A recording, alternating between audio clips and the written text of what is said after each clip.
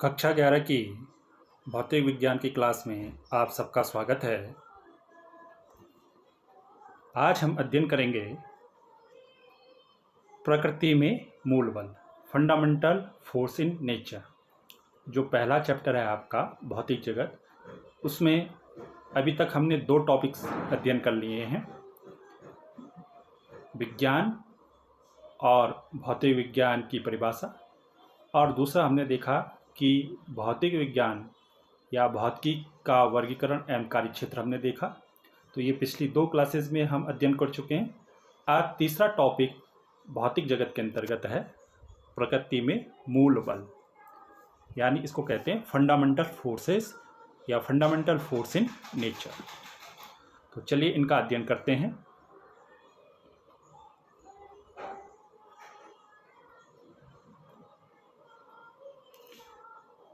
प्रकृति में मूल बल।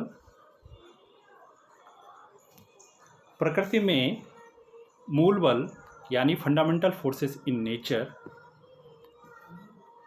प्रकृति में चार प्रकार के मूल बल हैं जो कि निम्न हैं। पहला जो बल है आपका गुरुत्वाकर्षण बल है, ग्रेविटेशन फोर्स। दूसरा है विद्युत चुंबकीय बल, इलेक्ट्रोमैग्नेटिक फोर्स। तीसरा है प्रबल नाभिकीय बल, स्ट्रॉन्ग न्यूक्लियर फोर्स। और चौथा है दुर्बल या क्षीण नाभिकीय बल, वीक न्यूक्लियर फोर्स। ये चार जो बल हैं ये आपके प्रकृति के मूल बल हैं। अन्य जितने भी बल हैं वो इन्हीं चार बलों से मिलकर बने हुए होते हैं, या उन बलों में का जो उद्भव होता है, जो बल उत्पन्न होते हैं, इन्हीं चार मूल बलों से वो उत्पन्न होते हैं। तो हम कह सकते हैं कि प्रकृति में कितने प्रकार के मूल बल होते हैं? चार प्रकार के मूल बल होते हैं। ये चार जो मूल बल हैं, गुरुत्वाकर्षण बल, ग्रेविटेशन फोर्स। दूसरा विद्युत चुंबकीय बल, इलेक्ट्रोमैग्नेटिक फोर्स। तीसरा है प्रबल नाभिकीय बल, स्ट्रॉन्ग न्यूक्लियर फोर्स। और चौथा है दुर्बल क्षीण नाभिकीय बल, वीक न्यूक्लियर फोर्स। तो चलिए अब इनका एक एक करके अध्ययन करते हैं। पहला है गुरुत्वाकर्षण बल, ग्रेविटेशन फोर्स। इसका अध्ययन हम करते हैं। इसमें क्या क्या चीज़ें हैं?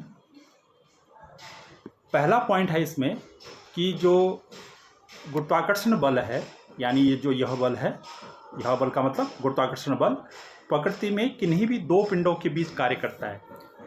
इस पूरी प्रकृति में, इस पूरे ब्रह्मांड में कोई भी दो पिंड आप ले लीजिए, उन दो पिंडों के बीच गुरुत्वाकर्षण बल कार्य करता है। कोई भी दो पिंड आप लेंगे तो उन दो पिंडों के बीच यह ग्रेविटेशन फोर्स या गुरुत्वाकर्षण बल कार्य करता है। ठीक है, ये पहला इसका पॉइंट है। दूसरा पॉइंट, जो गुरुत्वाकर्षण बल है ये ग्रेविटॉन नामक जो कण होते हैं प्रकृति में, उनके विनिमय से उत्पन्न होता है। विनिमय का मतलब आदान प्रदान से। ग्रेविटॉन कण होते हैं प्रकृति में, ये अनिर्धारित कण हैं, तो इनका जो विनिमय होता है, आदान प्रदान होता है, उससे ये गुरुत्वाकर्षण बल उत्पन्न होता है। तो ये ध्यान में रखना है। पहला पॉइंट क्या है कि प्रकृति में किन्हीं भी दो पिंडों के बीच गुरुत्वाकर्षण बल कार्य करता है, यानी प्रत्येक दो पिंडों के बीच आपका गुरुत्वाकर्षण बल होता है। दूसरा, जो गुरुत्वाकर्षण बल है वो ग्रेविटॉन नामक जो कण प्रकृति में होते हैं, उनके विनिमय से ये उत्पन्न होता है। तीसरा पॉइंट देखते हैं इसमें, इसकी प्रास अनंत है। तीसरा पॉइंट है इसकी प्रास अनंत है। इसकी प्रास अनंत का मतलब, गुरुत्वाकर्षण बल की प्रास अनंत का मतलब है अनंत तक है। इसका अर्थ क्या है? अर्थात दो वस्तुएं अगर अनंत पर भी स्थित होंगी, बहुत अधिक दूरी, अनंत का मतलब बहुत अधिक दूरी पर भी स्थित होंगी, तो उनके बीच यह गुरुत्वाकर्षण बल कार्य करता है। अब अगला पॉइंट है, चौथा पॉइंट, प्रकृति में पाए जाने वाला यह सबसे दुर्बल बल है। तो कहने का अर्थ है कि जो गुरुत्वाकर्षण बल होता है प्रकृति में पाए जाने वाला सबसे दुर्बल बल है, सबसे कमजोर बल होता है। कौन? गुरुत्वाकर्षण बल। प्रकृति में पाए जाने वाला है कौन? गुरुत्वाकर्षण बल। ठीक है, तो ये चार पॉइंट हैं इस गुरुत्वाकर्षण बल के अंतर्गत, ये आपने ध्यान में रखने हैं। और ये जो चौथा पॉइंट है सबसे इंपॉर्टेंट है, परीक्षा की दृष्टि से हमेशा पूछा जाता है कि प्रकृति में पाए जाने वाला सबसे दुर्बल बल कौन सा है? ग्रेविटेशनल फोर्स यानी गुरुत्वाकर्षण बल सबसे दुर्बल बल होता है प्रकृति में पाए जाने वाला। चलिए आगे बढ़ते हैं इसमें। अब सेकंड है विद्युत चुंबकीय बल, इलेक्ट्रोमैग्नेटिक फोर्स। तो इसके बारे में अध्ययन करते हैं, इसके देखते हैं इसमें क्या क्या चीजें हैं। पहला पॉइंट है कि जो ये विद्युत चुंबकीय बल है ये आवेशित कणों के बीच कार्य करने वाला बल है। जो आवेशित कण होते हैं, धनावेशित कण हो, ऋणावेशित कण हो, उनके बीच एक कार्य करता है। जो आवेशित कण होंगे, जिन पर आवेश होगा, उन कणों के बीच ये विद्युत चुंबकीय बल कार्य करता है। ठीक है, अगला पॉइंट देखते हैं सेकंड। जो यह बल है विद्युत चुंबकीय बल, ये आवेशित कणों के बीच फोटोनों के विनिमय के से उत्पन्न होता है। फोटोन के बारे में हम आगे पढ़ेंगे, अभी आप ये समझ लीजिए कि फोटोन एक प्रकार के कण होते हैं। तो आवेशित कणों के बीच जो फोटोन कण होते हैं, उनके विनिमय से, उनके आदान प्रदान से यह विद्युत चुंबकीय बल क्या होता है, उत्पन्न होता है। अगला पॉइंट देखते हैं, तीसरा पॉइंट। इस बल की परास भी अनंत होती है, यानी यह बल भी अनंत सीमा तक कार्य करता है। अगर दो आवेशित कण अनंत पर भी स्थित होंगे तो उनके बीच यह बल कार्य करता है, यानी इस बल की भी परास क्या होती है, अनंत होती है। अगला पॉइंट है कि यह बल गुरुत्वाकर्षण बल से 10⁻36 से 10⁻37 गुना अधिक प्रबल होता है।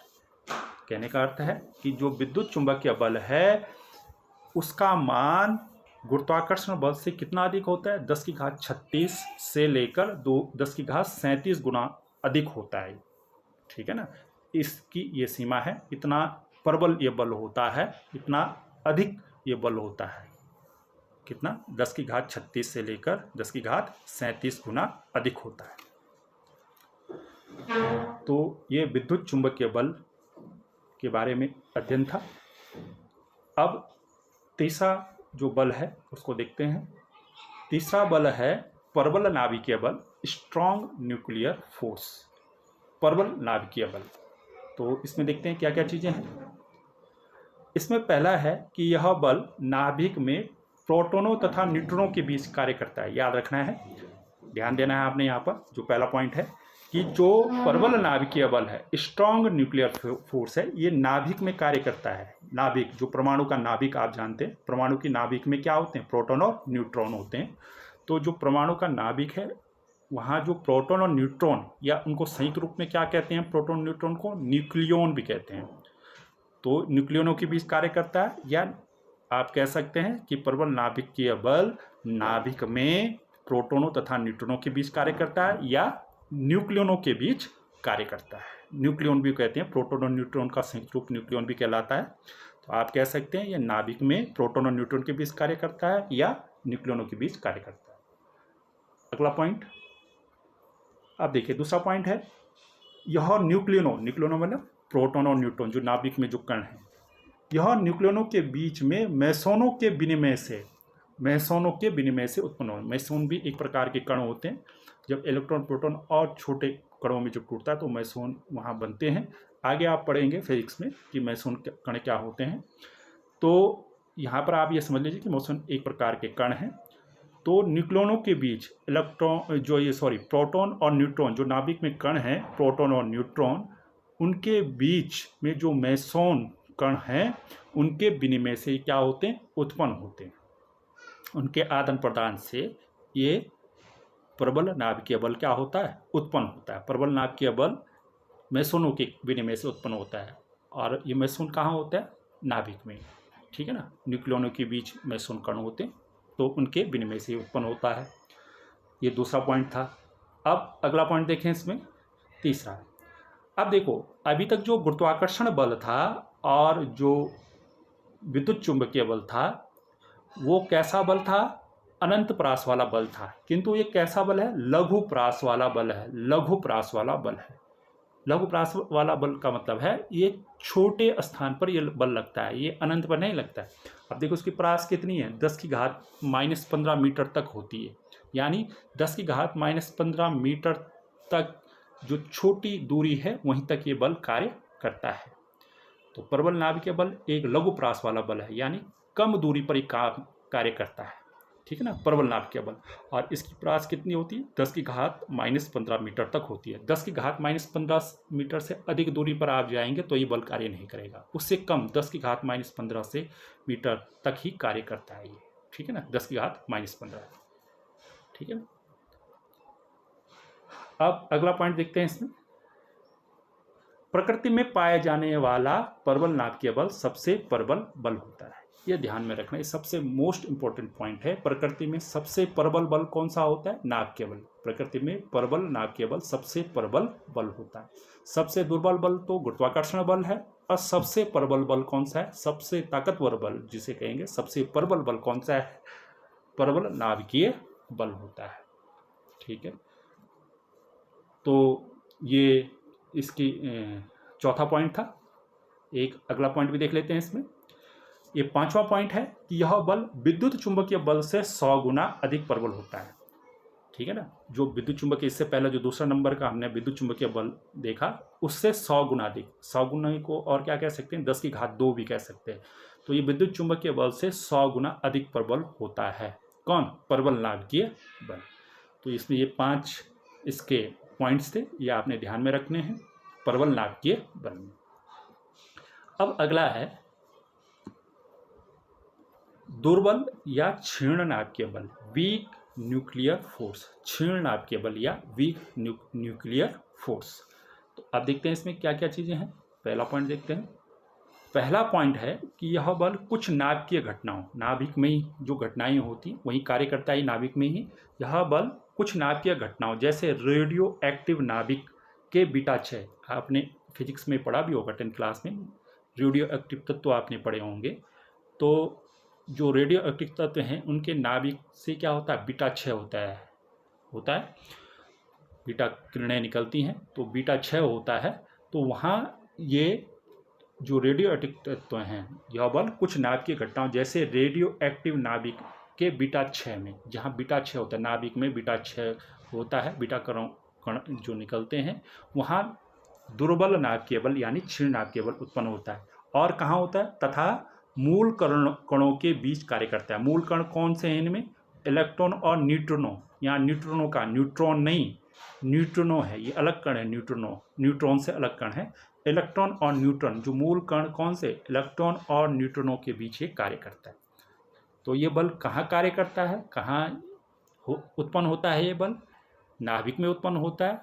और नाभिक में हमेशा नहीं होता है, हर नाभिक में नहीं होता है। जो रेडियो एक्टिव तत्व हैं उनके नाभिक में उत्पन्न होता है, और उस समय कब, जब बीटा 6 कर रहे हो वो नाभिक। और कहाँ होता है, इलेक्ट्रॉन और न्यूट्रॉनों जो मूल कण हैं उनके बीच भी ये उत्पन्न होता है, दुर्बल नाभिकीय बल या क्षीण नाभिकीय बल, ठीक है। दूसरा पॉइंट, अब देखो, ये जो दुर्बल नाभिकीय बल है ये बोसोन जो कण होते हैं उनके विनिमय से उत्पन्न होते हैं। ये बोसोन कण होते हैं प्रकृति में, उनके कारण ये उत्पन्न होते हैं। देखो, तो अब अगला पॉइंट देखते हैं इसका, तीसरा पॉइंट, यह भी लघु प्रास वाला बल है। जो दुर्बल या क्षीण नाभिकीय बल होता है वो लघु प्रास वाला ही बल होता है, यानी ये कम रेंज में काम करता है, बहुत छोटी रेंज में, नाभिक में ही काम करता है। प्रबल नाभिकीय बल भी नाभिक पर कार्य करता है और दुर्बल नाभिकीय बल भी नाभिक में ही कार्य करता है। तो ये लघु प्रास वाला बल है, यानी छोटी जगह पर ही कार्य करता है। और प्रास कितनी होती है, नाभिक की जो प्रास होती है वो लगभग 10 की घात -15 मीटर होती है, इसलिए उसकी रेंज नाभिक जो होता है लगभग 10 की घात -15 मीटर का होता है, तो उसी रेंज में ये कार्य करता है। तो अभी तक हमने देखा 4 मूल बलों का हमने अध्ययन किया, गुरुत्वाकर्षण बल, विद्युत चुंबकीय बल, प्रबल नाभिकीय बल और दुर्बल या क्षीण नाभिकीय बल। तो जो ये 4 मूल बल हमने पढ़े हैं, प्रकृति के 4 मूल बल, अब इनकी आपेक्षिक प्रबलता हमने बढ़ते हुए क्रम में लिखनी है। यानी सबसे पहले हमने क्या लिखेंगे, सबसे कमजोर बल जो है, सबसे दुर्बल बल, फिर उससे प्रबल जो उससे ताकतवर बल है, फिर उससे जो अधिक ताकतवर है, और सबसे लास्ट में लिखेंगे जो सबसे अधिक ताकतवर है। 4 बल हमारे पास हैं, तो देखते हैं इनकी आपेक्षिक प्रबलता बढ़ते हुए क्रम में। तो ये 4 बल हैं, यहाँ पर आप देख रहे हैं। सबसे पहले हमने लिखा है गुरुत्वाकर्षण बल। तो ये सबसे दुर्बल बल है, प्रकृति में पाया जाने वाला सबसे दुर्बल बल कौन सा है? गुरुत्वाकर्षण बल। फिर उससे अधिक जो ताकतवर बल है वो है दुर्बल नाभिकीय बल। इसका मान ज़्यादा होता है, दुर्बल नाभिकीय बल का मान गुरुत्वाकर्षण बल से अधिक होता है। फिर उसके बाद है विद्युत चुंबकीय बल, इसका मान इस दुर्बल नाभिकीय बल से अधिक होता है। और सबसे अधिक जो प्रबल बल है या सबसे जो ताकतवर बल होता है प्रकृति में, वो कौन होता है? प्रबल नाभिकीय बल होता है। तो ये बढ़ता हुआ क्रम है। सबसे पहले हमने सबसे दुर्बल बल लिखा गुरुत्वाकर्षण बल, उसके बाद फिर दुर्बल नाभिकीय बल, उसके बाद विद्युत चुंबकीय बल और फिर प्रबल नाभिकीय बल। सबसे ताकतवर बल कौन सा है इसमें? प्रबल नाभिकीय बल। ये बढ़ता हुआ क्रम है। अगर घटता हुआ क्रम आएगा मूल बलों की आपेक्षिक प्रबलता का घटता हुआ क्रम, तो सबसे पहले कौन सा लिखेंगे आप? उल्टा लिखेंगे, इधर से लिखेंगे। सबसे पहले प्रबल नाभिकीय बल लिखेंगे, फिर विद्युत चुंबकीय बल लिखेंगे, फिर दुर्बल नाभिकीय बल लिखेंगे और फिर क्या लिखेंगे? गुरुत्वाकर्षण बल लिखेंगे, अगर घटता हुआ क्रम आपसे पूछा जाता है। ये बढ़ते हुए क्रम में हमने लिखा। तो यहाँ पर देखो, बढ़ते हुए क्रम में जो ये प्रबल नाभिकीय बल है, अगर इसका मान हम 1 मान लेते हैं, तो जो ये विद्युत चुंबकीय बल है इस प्रबल नाभिकीय बल से 10 की घात -2 गुना छोटा है। यानी हम ये कह सकते हैं, इसको ऐसा भी कह सकते हैं कि प्रबल नाभिकीय बल विद्युत चुंबकीय बल से 100 गुना बड़ा है, 100 गुना अधिक होता है। कौन? प्रबल नाभिकीय बल इस विद्युत चुंबकीय बल से 100 गुना अधिक होता है। 10 की घात 2 यानी 1/10 की घात -2 होगा, तो 10 की घात -2 ऊपर जाएगा तो 10 की घात 2 हो जाएगा, यानी 100 गुना ये अधिक होता है। इसी प्रकार से अगर ये प्रबल नाभिकीय बल का मान 1 है, जैसे यहाँ पर प्रबल नाभिकीय बल का मान 1 है, तो ये दुर्बल नाभिकीय बल से कितना अधिक होता है? इसका मान प्रबल नाभिकीय बल का 10 की घात 13 गुना अधिक होता है। या ऐसा भी कह सकते हैं, ये दुर्बल नाभिकीय बल प्रबल नाभिकीय बल का कितना है? 10 की घात -13 गुना है। विद्युत चुंबकीय बल कितना होता है? प्रबल नाभिकीय बल का कितना होता है? 10 की घात -2 गुना। अगर ऐसा कहेंगे, दो रूप से हम कह रहे हैं, देखो, विद्युत चुंबकीय बल नाभिकीय बल का 10 की घात -2 गुना होता है। या उल्टा भी कह सकते हैं, अगर हम पहले इसको कहेंगे प्रबल नाभिकीय बल को, तो क्या कहेंगे? प्रबल नाभिकीय बल विद्युत चुंबकीय बल का 10 की घात 2 गुना अधिक होता है या 100 गुना अधिक होता है। ठीक है, ये तो इन दोनों की बात हुई। अब यहाँ पर अगर हम कहें, पहले अगर दुर्बल नाभिकीय बल की बात करते हैं हम, दुर्बल नाभिकीय बल इस प्रबल नाभिकीय बल का कितना है? 10 की घात -13 गुना है। और अगर ऐसे कहें कि प्रबल नाभिकीय बल दुर्बल नाभिकीय बल का 10 की घात 13 गुना है, तब 10 की घात 13 माइनस नहीं बोलेंगे, तब क्या करेंगे? 10 की घात 13 गुना है। ठीक है, इसी तरह से जो ये गुरुत्वाकर्षण बल है, इस प्रबल नाभिकीय बल का कितना है? 10 की घात -39 गुना है। या ऐसे भी कह सकते हैं, ये प्रबल नाभिकीय बल इस गुरुत्वाकर्षण बल का 10 की घात 39 गुना है। ठीक है ना। तो सबसे आपने यहाँ पर ध्यान रखनी है, जो ध्यान देने वाली जो मेन बात है कि सबसे दुर्बल बल गुरुत्वाकर्षण बल, उससे फिर जो प्रबल है दुर्बल नाभिकीय बल, फिर विद्युत चुंबकीय बल, और सबसे प्रबल बल कौन सा है? प्रबल नाभिकीय बल है। अगर आप मूल बलों की आपेक्षिक प्रबलता को बढ़ते हुए क्रम में लिखते हैं तो इस प्रकार से आप लिखेंगे। अगर घटते हुए क्रम में है तब ये उल्टा हो जाएगा क्रम, पहले प्रबल नाभिकीय बल लिखेंगे, फिर विद्युत चुंबकीय बल, फिर दुर्बल नाभिकीय बल और फिर गुरुत्वाकर्षण। तो ये परीक्षा में पूछा जाता है प्रश्न, आपने इसको ध्यान से समझना है। तो अब नेक्स्ट इसमें है कुछ आपने जानकारी जो अभी तक हमने पढ़ी उसको ध्यान में रखना है। नोट, पहली जो जानकारी है कि प्रकृति में सबसे प्रबल बल कौन सा है? प्रबल नाभिकीय बल। परीक्षा में पूछा जाता है, मोस्ट इंपॉर्टेंट प्रश्न है। प्रकृति में सबसे प्रबल बल कौन सा है? जो मूल बल है, सबसे प्रबल मूल बल जो है, 4 प्रकार के बल है ना, तो प्रबल नाभिकीय बल। और प्रकृति में सबसे दुर्बल बल कौन सा है? गुरुत्वाकर्षण बल, जो मूल बल है। प्रकृति में पाया जाने वाला सबसे दुर्बल मूल बल कौन सा है? गुरुत्वाकर्षण बल है।